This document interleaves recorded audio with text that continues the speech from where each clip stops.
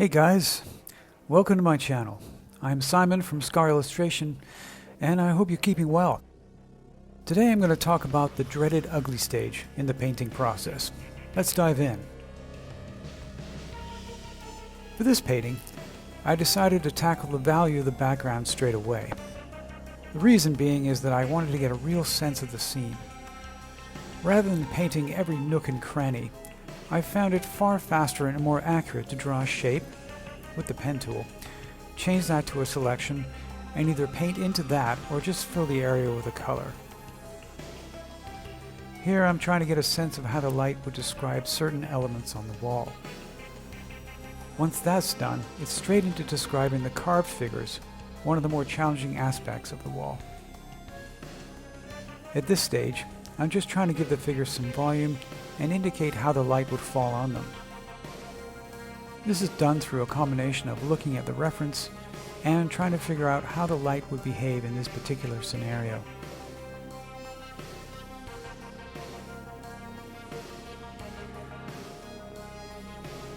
I'm doing the exact same thing here with the carved patterns near the window.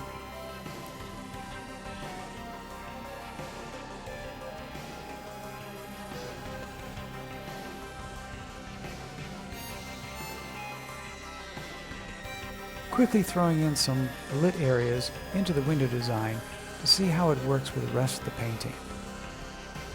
I'm also adding in some more embellishments to see how it balances from a design perspective.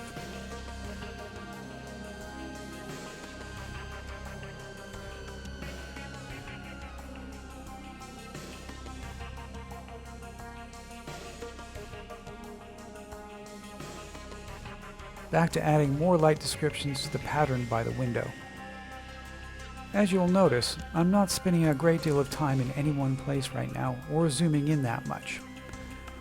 I don't want to start doing a final render as a lot of the elements haven't really been finalized yet. I found that doing that and zooming in a lot in this middle part of the painting will only slow things down and reduce the overall momentum. Plus, then it starts to feel a lot less fun and a lot more like work. Now that the background is somewhat roughed in, it's time to tackle the figure. Using the base layer that I created in the previous stage, I'll add another layer, make a quick mask, and start blocking in some colors. Again, I'm putting down the absolute bare minimum in terms of details, as I want to get the base tones down as quickly as possible. When I was younger, I would immediately start adding in a ton of detail, as I really didn't like this stage of the painting. But all too often, as the painting progressed, I would then have to go back and repaint areas, as they didn't really match up. As artists, I think we're kind of hardwired to want to create beautiful things, and spending more time in this stage seems somewhat counterintuitive. These days, I'll usually spend more time here than in any other part of the painting. This is also my favorite part of the painting process, as I can try out a bunch of things to get to the best possible result. Continuing to block in all the elements to see how the colors are working together. Now I'm adding a rough indication of how the light and shadows would fall on the figure.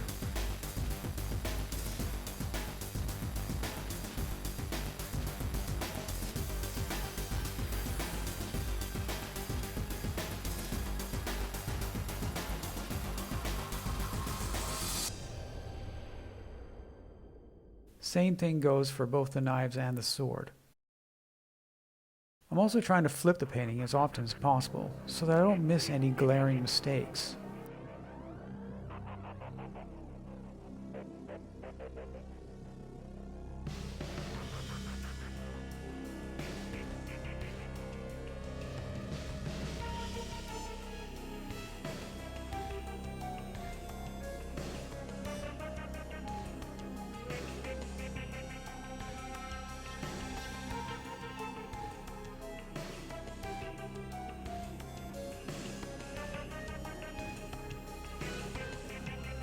Now that the basics are all there, I flattened those layers and started painting on a new layer.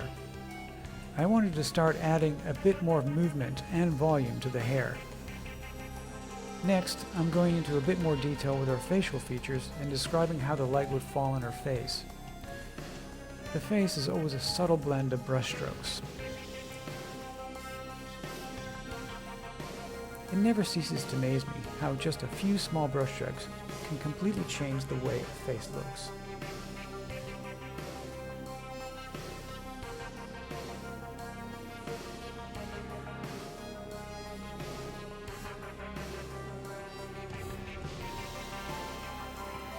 Now I'm getting a basic look of the hands and cementing in where the light and shadows are.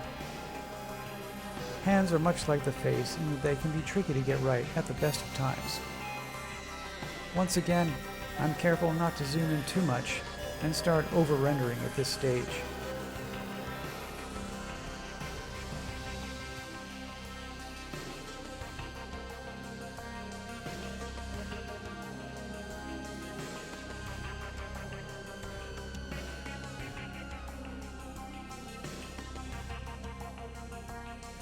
Moving on to the arm bracers, I chose to change to a chalk brush. It's always tempting to try and render everything perfectly by using the airbrush. The problem with that is that everything ends up looking like it's comprised of the same materials. In this case, plastic. Leather armor would have a different texture to that of, say, hair or skin.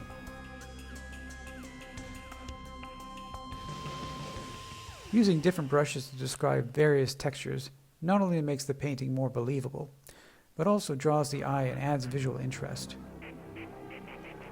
Loosely indicating the folds in her top and staying zoomed out for the most part. Part of the reason for that is so that I can see how the design is working, and if it's not, then I haven't spent a ton of time rendering something for nothing. It's also more fun.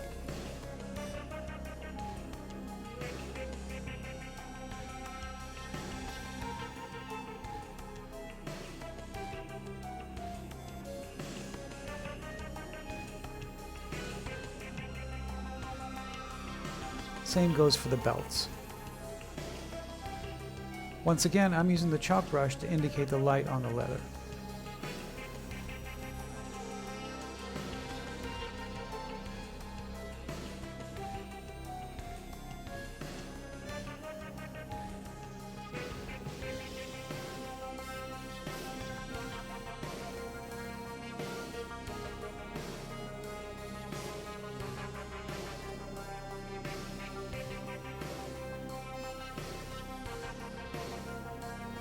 For the insignia on her belt cloth, I chose to use the symmetry tool to save time and so that both sides look exactly the same.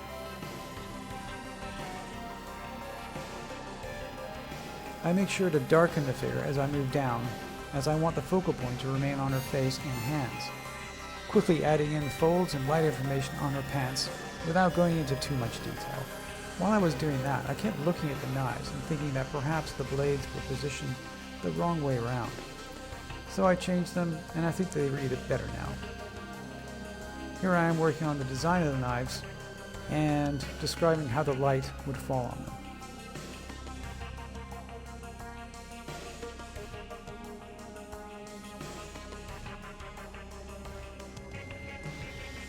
I was also looking at the sides of her face in relation to everything else, and it seemed to be a bit too large, so I went ahead and reduced it. If I'd been zoomed in, I most likely would have missed that, and then I would have had to have fixed it later on.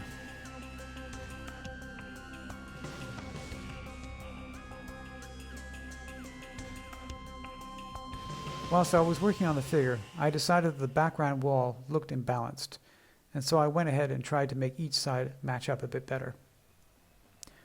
Of course, it's much easier to do these sorts of changes at this stage than later on once I've rendered things out a bit more. For the bottom pattern, I busted out the symmetry tool again to save time and for more accuracy. For the window, I also used the symmetry tool for iterating and cleaning up some of the lines.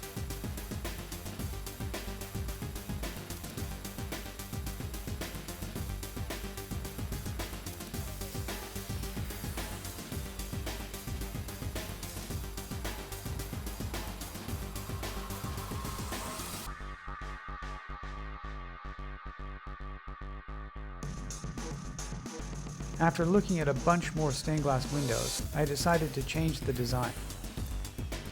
As you can see, I went through a number of ideas and nothing seemed to really fit.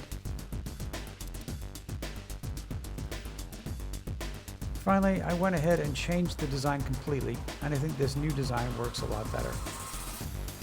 Here you can see that I'm adding lights and shadows to suggest volume and mass to the window frame.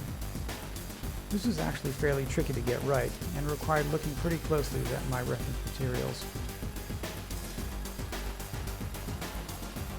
I also went back to a textured brush so I could start to emulate stone for the window frame.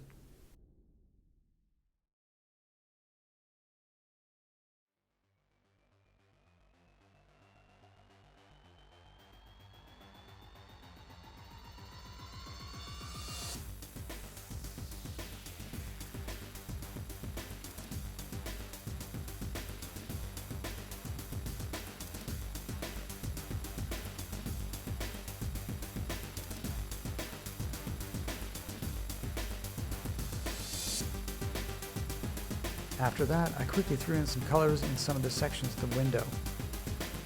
I decided to go with just a blood red color, as opposed to something multicolored, as I thought that suited the narrative better. Now I'm trying to get the lighting from the window to look somewhat realistic.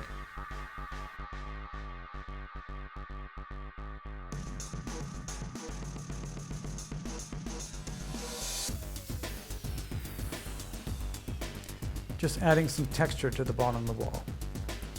As you'll notice, I'm not being particularly careful. And the reason for that is that I want a certain energy for this painting, rather than something more cautious. Just gone back to the pattern by the window where I'm accentuating the lights and shadow.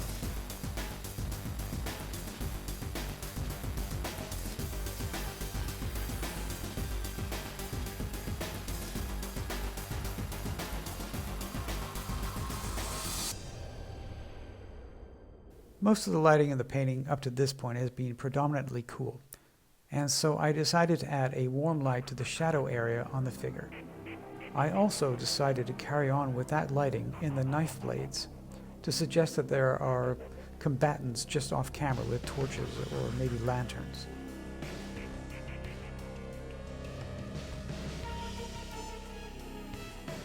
So all the elements are now working together and ready for the final polish. In part 3, I'll be going over how I finish my paintings.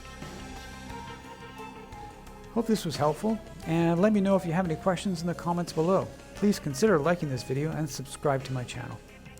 Have a good one and keep on painting.